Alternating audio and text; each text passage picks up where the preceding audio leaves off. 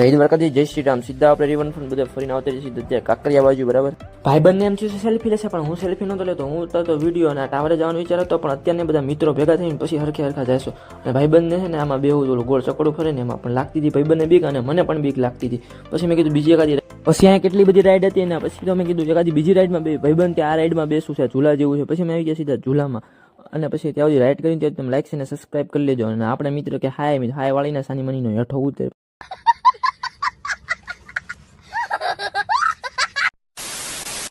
પછી અમે તો મસ્ત મજાનો ઝૂલો બુલો ખાઈને તરત આવતી રહી હેઠે. પછી આવી ગયા માછલા જોયા, પછી જોવા મળી ગયો લોખંડનો સિંહ. પછી આવી ગયા આપણે વાંદરા ને સિંહ ને એવું બધું જોવા માટે. બરાબર, મગર ને એવું બધું બતાવું.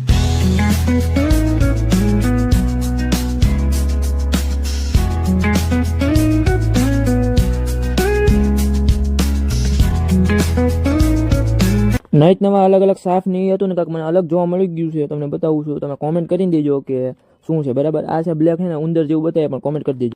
પછી આપણે નીકળી ગયા સીધા અમદાવાદથી. અમદાવાદ કહી દીધું બાય બાય, ને પછી આપણે જવાનું છે ત્યારે ચાંગોદર. પછી આવી ગયા ચાંગોદર ને અમે બધા બેઠા હતા, પણ એક ઊભો હતો. પછી કાંક ચાંગોદરમાં પ્રોગ્રામ હતો ને ફૂલ બંદોબસ્ત કરી દીધો, કોઈક આવવાનું હતું ગાયક કલાકાર ને બધું. પછી અમે નીકળી ગયા સીધા ચાંગોદર ને કરી દીધું બાય બાય, ને સીધો જવા મળ્યા ઘર બાજુ. નવા હોય તો આપણી ચેનલ લાઈક અને સબસ્ક્રાઈબ કરી લેજો, ઇન્સ્ટામાં ફોલો કરી લેજો. ચાલો મળીએ એક નવા બ્લોગમાં.